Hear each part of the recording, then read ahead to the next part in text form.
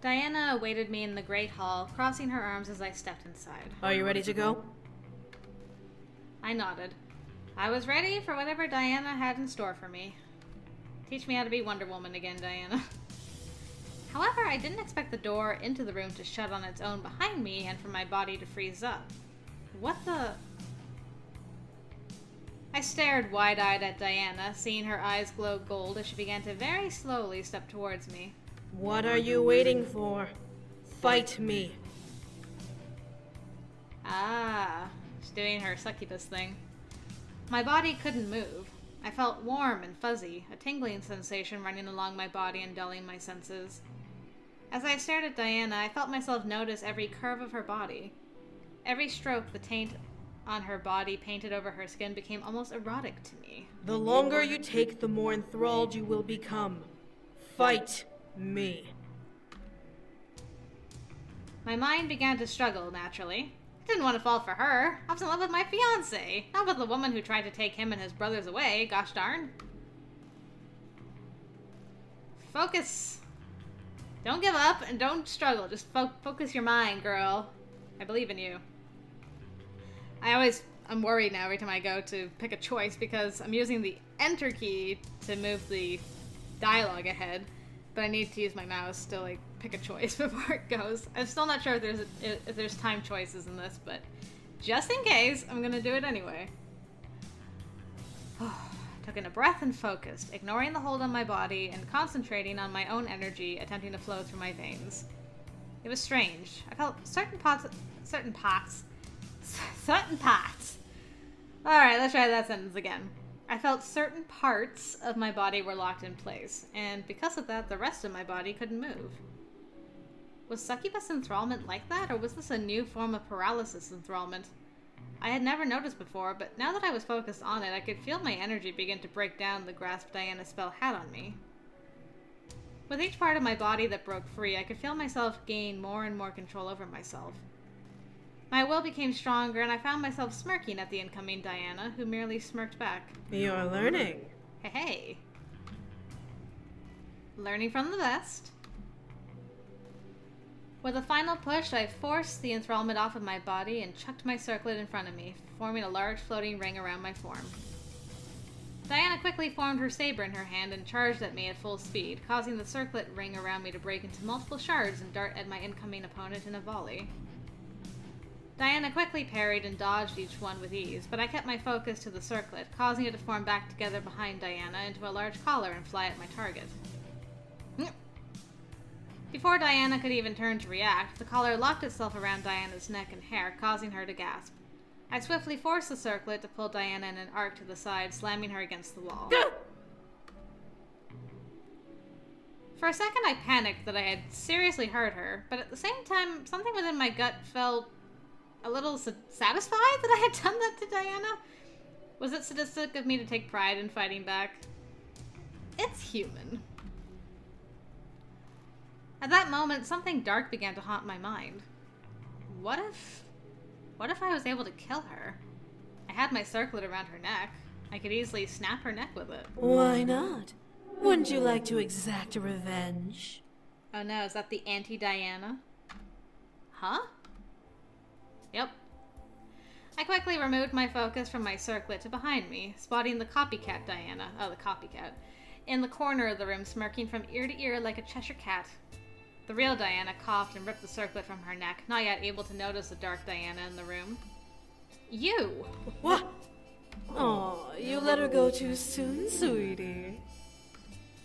I glared hard, feel my circlet reform around my wrist as I turned to face a copycat of Diana in physical form, a dark aura glowing around her body.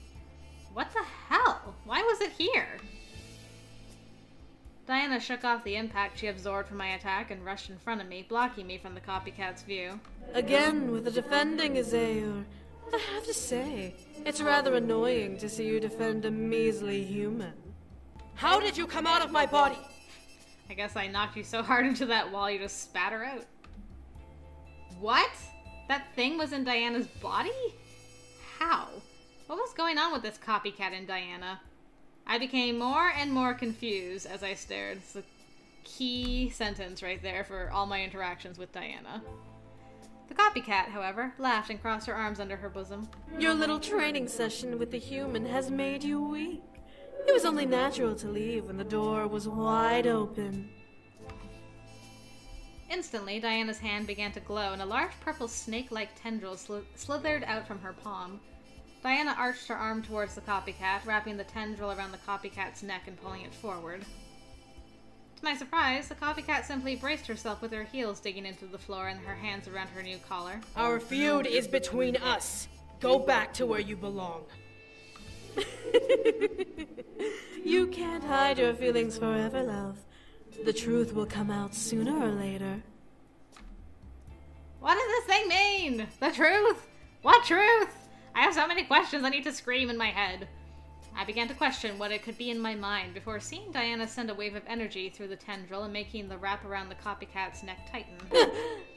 I will not ask again.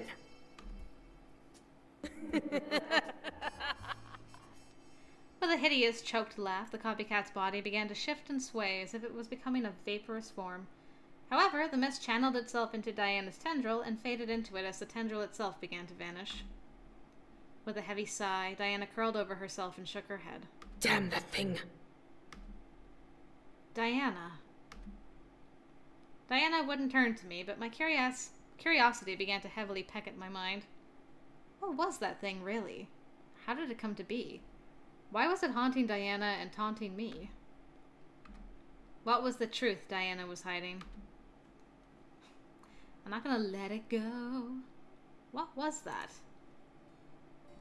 I needed to know what was going on. It was like an itch that was desperate to be scratched, despite it not being my place to prod.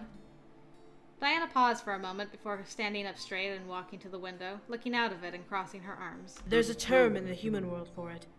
When you are haunted and easily taken off guard after war. I furrowed my eyebrows.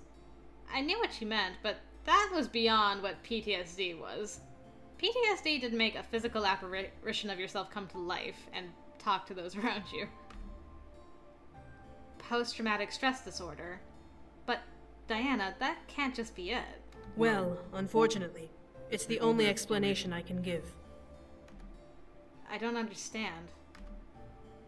Is it like her personality split when she came back to fight this war after she lost her family and everything? That's like the darker side of her split off from her or something? It didn't make sense at all. I could tell that Diana was lying to me, but why? Was the truth really that complicated? Or dark? Diana sighed and looked back at me. The Demon Lord is a special kind of beast. He is a brute demon who rose above his nomadic birth and became the ruler of a kingdom after marrying a noble succubus. The eldest son's mother, I believe. I stared wide-eyed. The Demon Lord was a brute demon?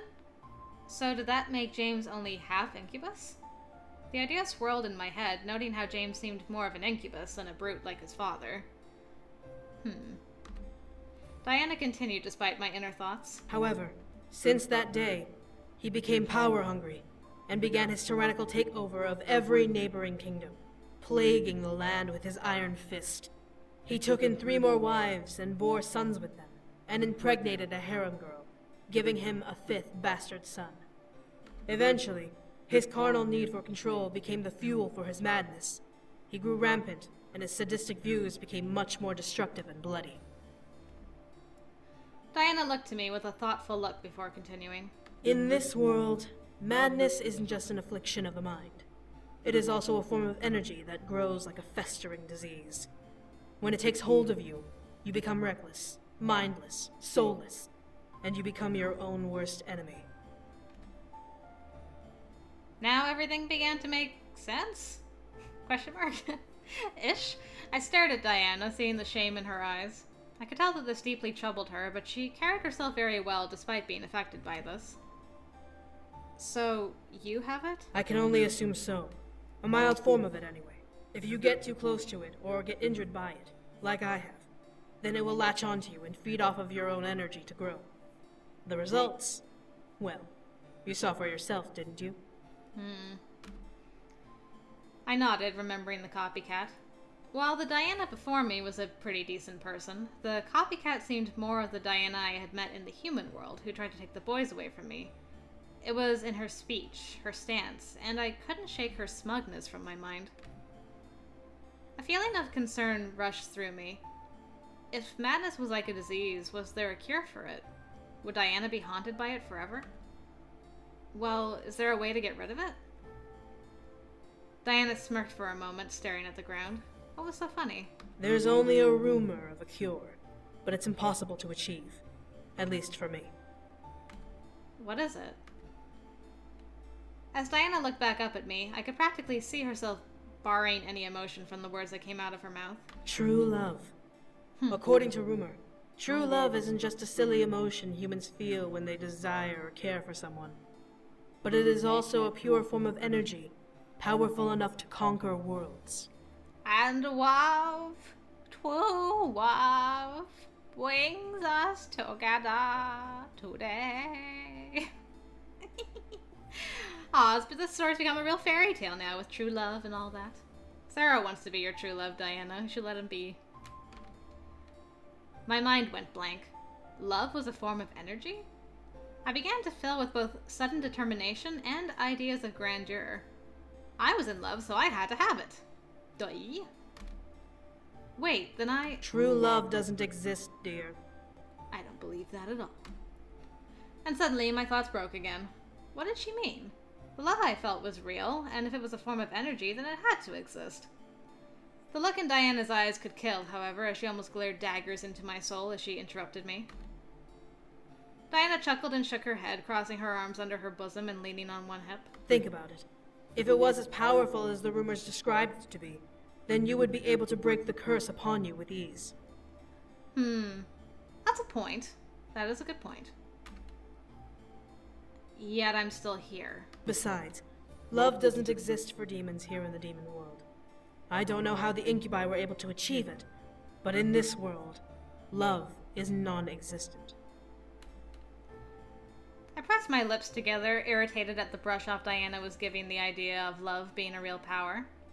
Sure, it wasn't powerful enough to break the curse on me, but I could tell that the rumors weren't lying about it being a form of energy. Diana rolled her shoulders and ran a hand through her hair, running her fingers along one of her horns. Luckily, I have Sero to thank for keeping me in check. As long as I focus on defeating the Demon Lord and feeding off of Sero, then the madness tends to stay down. I thought of Sero and how devoted he was to Diana. He seemed to really care for her, if not love her. If he was able to keep her madness down, did that mean that he was giving her the energy she needed to fight it off? Was Diana blind? After hearing her talk ill of love, I could only assume she didn't care enough for it to believe it. I actually found it a bit hilarious to think about, that she was so naive about it that she couldn't recognize her own servant giving her a cure. Interesting. Diana shook her head and turned to full face me. Enough talk. We have to keep training. This is true. I could only agree. Still, I could feel like something was off. Diana was holding something back, like she always does. We trained the rest of the day until night came.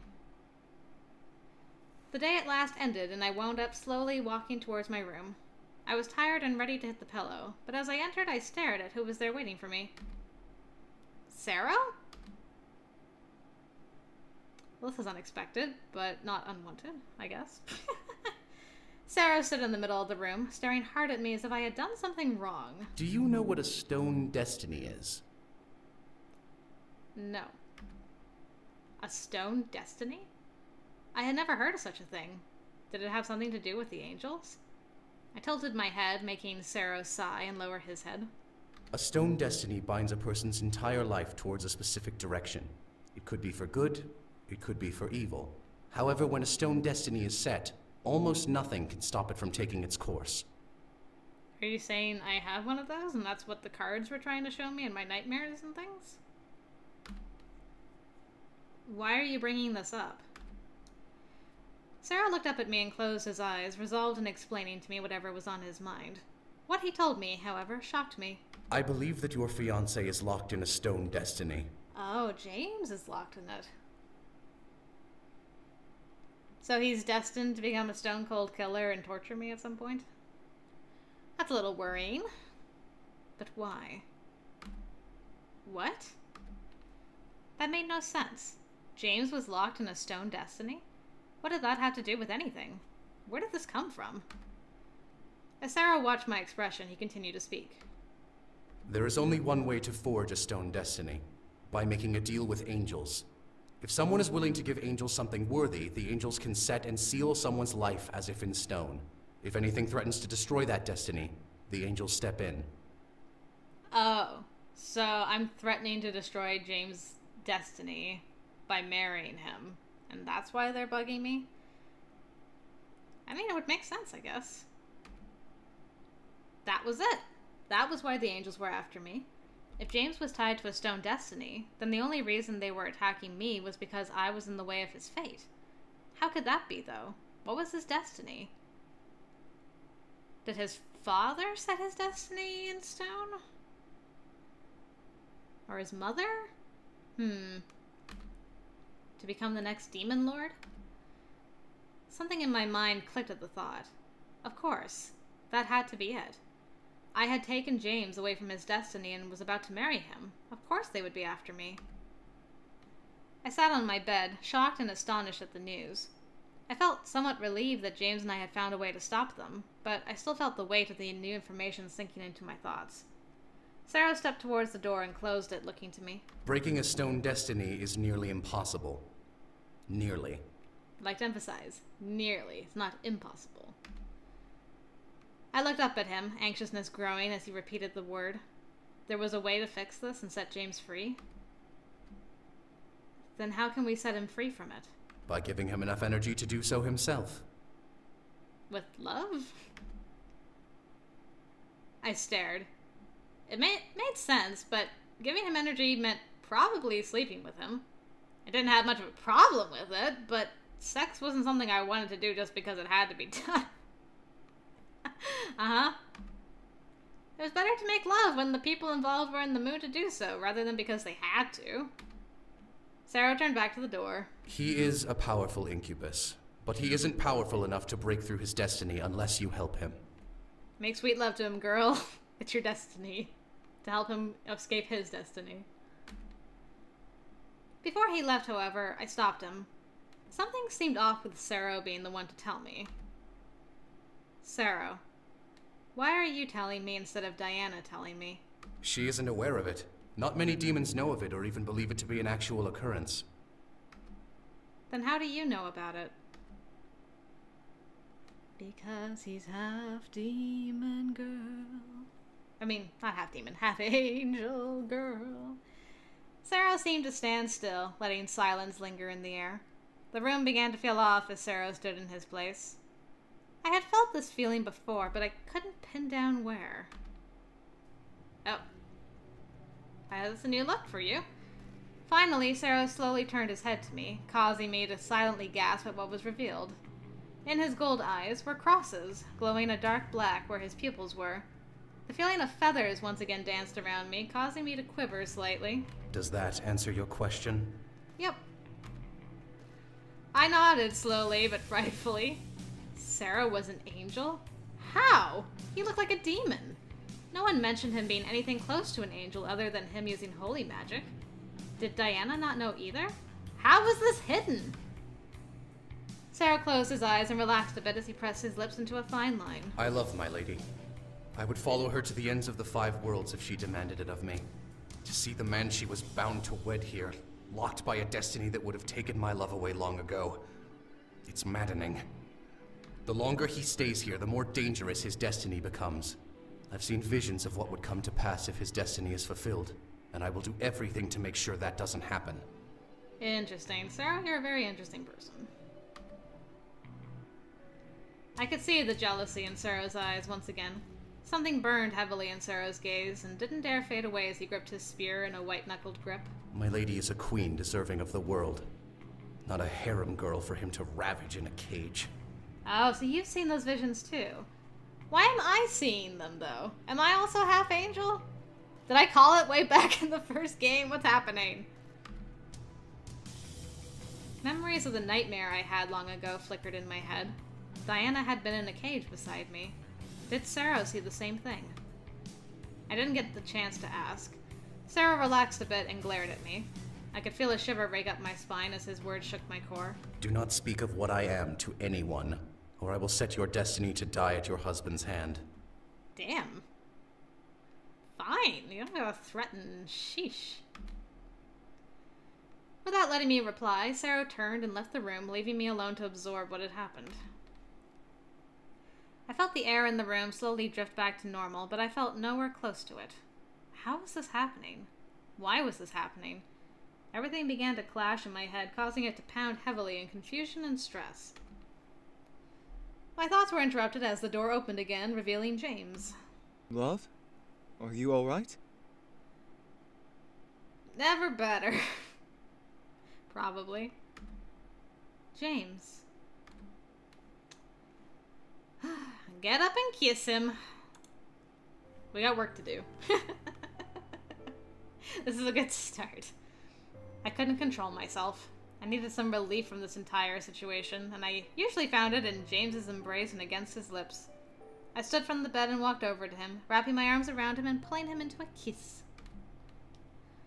James, taken by surprise, gasped against my lips before wrapping his arms around my waist and kissing me back. I let my mind sink into a blank state as I drowned myself in the kiss between us. However, I knew partly why I was doing this. To give James energy. If energy was what he needed to fight this, then I was willing to feed it to him.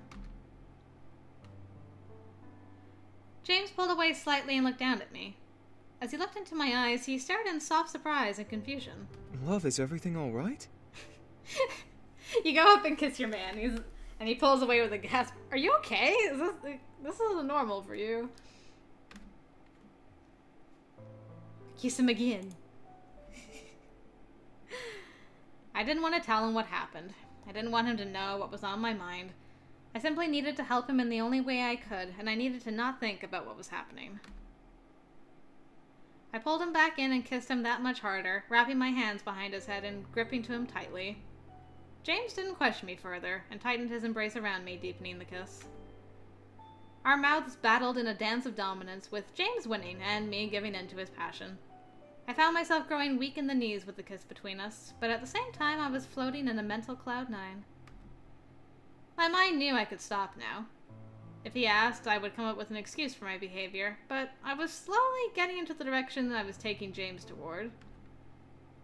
As one of his hands slowly slid down my back and hooked itself under my leg and behind my knee, I knew that this was my one chance to pull away before I let myself dive into a most needed sexual ride. Oh boy, here we go again, everybody. Buckle up! Go all the way. I needed him, and he really needed me, so there was no point in stopping now. I quickly grasped his shoulders and pulled him, walking us back towards the bed and eventually falling back over it with him kneeling between my legs. My mind became mildly frantic, shutting out the world, the war, the castle, the other demons, everything from my mind. All I needed right now was James and his embrace to take me away for the night and make me forget. James slowly pulled away, a soft pant escaping him as he stared down at me. His pupils were blown in pure love and lust, gazing down at me with a hazy stare. Oh, this is gonna be a tough playthrough! Really tough! Ugh. I can do this! I can do this! I can do this! Motivational song, I can do this. Okay. James, I need you right now. At the sight of James suddenly licking his lips, something in my core trembled. As his fingers slightly dragged themselves along my sides and gripped my waist, I felt myself melt into the mattress beneath me. I had unlocked the beast within James, and I was ready to take him. Screw the world for now. I gotta screw James. I mean, the night belonged to us and us alone. Allow me to indulge myself first. I felt a hint of confusion run along my mind before suddenly feeling James pull up my shirt and ease it up, causing me to lift my arms above my head. What I didn't expect was him tying the shirt around my wrists and pressing my hands back near the bedpost. What? A deep chuckle echoed from James's chest as he brushed a hand through my hair, making me gaze up into his eyes. He didn't have to enthrall me to make me weak for him, but as his beautiful whiskey eyes began to glow a brilliant gold, my body began to warm and shudder in desire.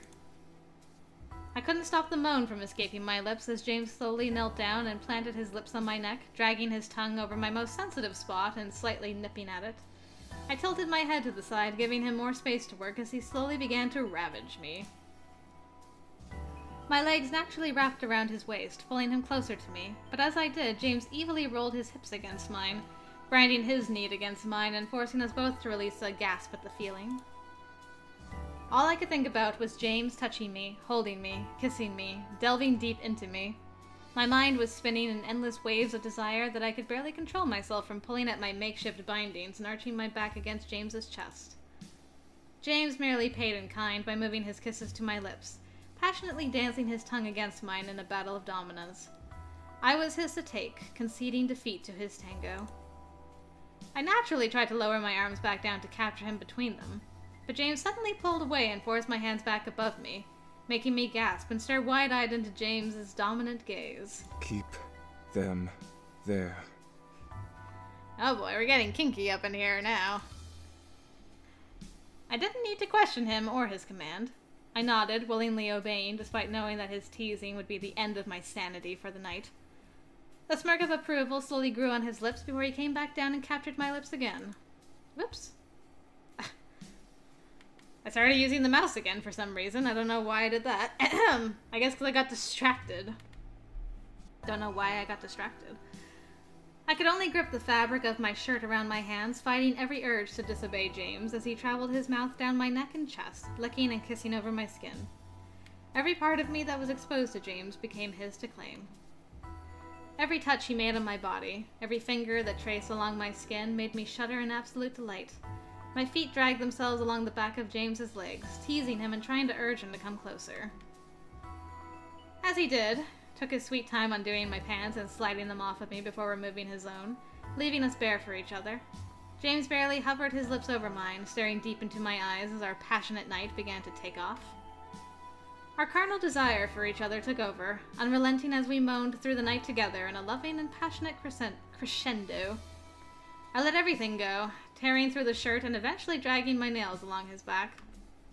His pained hiss between his groans and pants made me lick my lips in almost a sadistic manner, but feeling him slow and tease me as punishment reminded me who was in charge. The only sound to accompany our loving pleas and moans for each other was the creaking of the bed and the echo of our voices. We didn't give a damn who heard us. The entire castle would know we belonged to each other. Even as we peaked together, the fixation of our love only intensified, driving us to kiss each other and ride through the afterglow of our sex together. James managed to open his eyes, staring down at me in both exhaustion and love as he ran a hand through my hair. I could only stare back, lost in his whiskey-colored eyes. I am so unbelievably blessed to call you my own. Well, I hope I can stay here and that the angels don't carry me off. Me too, James. Our love fueled each other like a raging fire. We were destined to be together. Fuck anyone who said anything otherwise. We went to bed that night in each other's arms, enveloped by the peaceful dark of slumber. To my surprise, no nightmares came that night.